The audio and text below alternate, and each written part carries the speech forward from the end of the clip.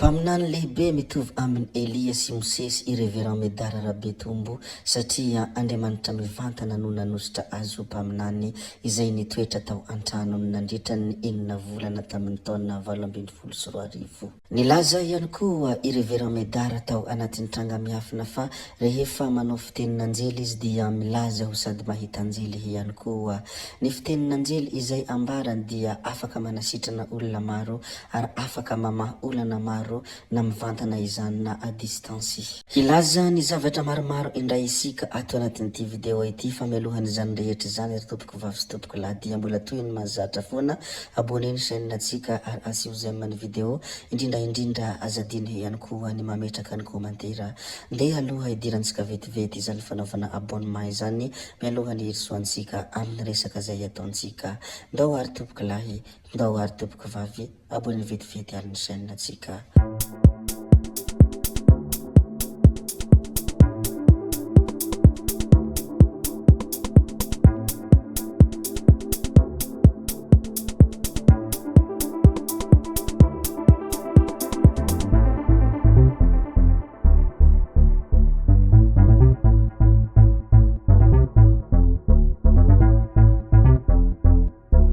Ilazalaza ny zavatra izay nataony ben'ny tanàna ny Ambatondrazaka isika asa fa tsy kabary ary anisan'ny fanamby izay nataony moa ity zavatra izay asiantsika resaka ity. Aranasa fa tsy mijanona ho kabary fotsiny ny fanamby izay nataony ben'ny tanàna Ratafita fanantenana amin'ny tsy maintsy hanovana any Ambatondrazaka satria tena hita maso azo tsapainy tanàna sahady ireo ezaka ataony fiadidiany komina izay tarihiny tao anatiny izay fotoana fohy nandraisan'izy ireo fitantanana izay.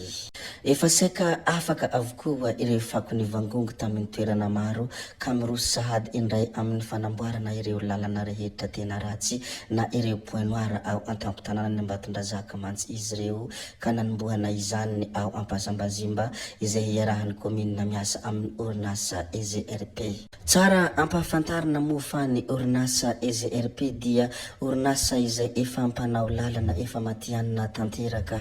Nilaza ihany koa ity andriamatoa ben'ny tanàna ity fa tsy mijanona hatreo ny hasa fa mitohy hatrany ary faly sy velom-pisaorana azy ny vahoaka ao amin'ny fokontany Ampasambazimba satria mitana ny teny nomeny ny ben'ny tanàna fa volana vitsy aty aoriany nanomezany vahoaka fahefana azy dia nadio ny fako ny savovoana tao an-toerana ary ho vita ihany koa ny lalana izay nampimenomenona ny mponina antaonany maro. Izany moa ny tany amin'ny tanàna ny Ambatondrazaka ny asa izay nataony ben'ny tanàna izany hoe fanamby izay nataony ben'ny tanàna asa fa tsy kabary. Rehefa avy ny lazalaza sy ny resadresaka ny mikasika ny zavatra nisy tany Ambatondrazaka iny moa isika dia ndeha ary isika hilazakely ny mikasika ity gadra izay niafina tanaty gony ity.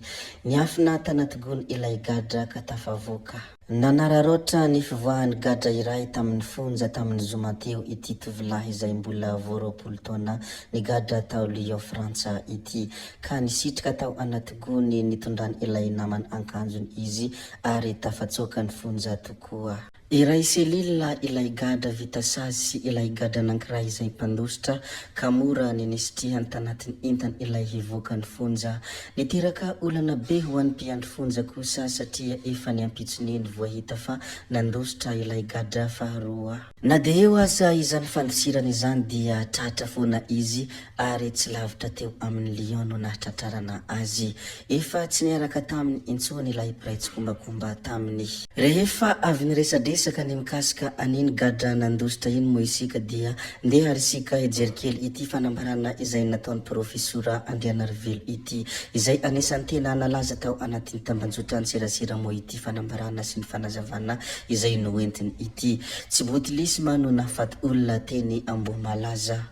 Araka ny fanazavany profesora Andrianarivelo Andrimaharo taleny laboratoire de surveillance sy ny manampahaizana manokana amin'ny bactériologie sy virologie dia tsy botilisma no antony nahafaty ireo olona 7 teny Ambohimalaza.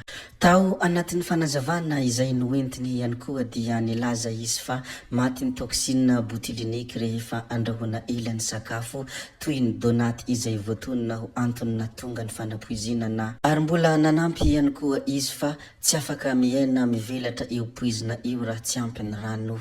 Izany moa anisan'ny fanazavana izay noentin'ny profesora Andrianarivelo Andrimaharo ny mikasika ilay fanapozinana ara-tsakafo nalaza teny Ambohimalaza ary nilaza izy ny hoe tsy botilisy manao nafaty olona teny Ambohimalaza. Rehefa voaresaka antsika ihany koa ny mikasika aniny fanapozinana ara-tsakafo iny dia ndeha arisika ilaza kely ny fanehoan-kevitra sy ny hegitrehitra izay ao anatin'ny sainy Koto lehilahy Mahitsoambo ary nozarainy tao anatin'ny tambanjotra Facebook.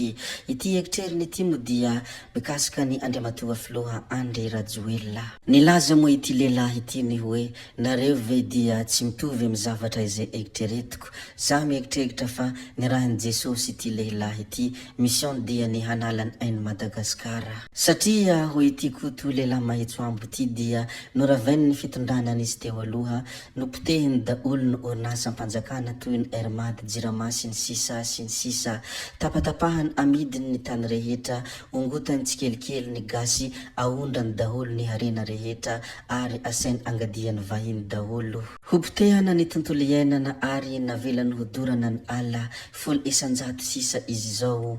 Nipotehiny ny mahafirenena any Madagasikara ary tsy manana fiandrianana intsony, tsy misy intsony ny lalàna, tsy misy intsony ny rariny, tsy misy intsony ny androm-panjakana. Hofanany amin'ny karta i Madagasikara miaraka amin'ny miaramilany manokana izy sy ny devoly maromaro. Hita taratra eny ny sorona isan-karazany ary faty mikararana tsy haintsika ny tena antony. Rehefa vita ny mission dia hifindra any Frantsa izy. Ny ankohonany efa nalefany mialoha satria ho hinjana ny mission.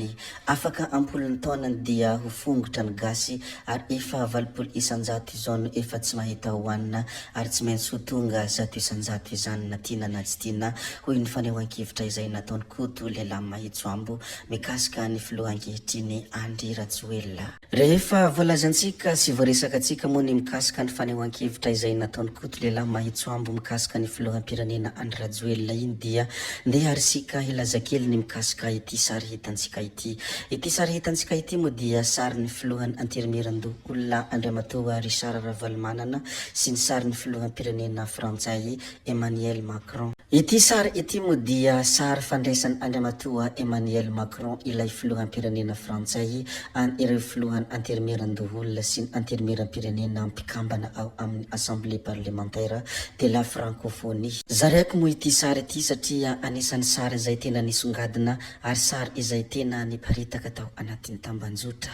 Faranantsika hatreo koa ny video antsika ary tompoko vavy sy tompoko lahy koa dia mankasitraka anareo na vitanay ianao hatramin'ny farany ary mbola manentana anareo foana ny mbola hanaraka ny video manaraka izay alatsaka hiato misisisy zay fa tsy halavendendresaka hametra beloma izahay veloma vetivety fa tsy hoe akory veloma mandrakizay amin'ny manaraka indray no manao ny misimisy veloma ary tompoko lahy veloma tompoko vavy.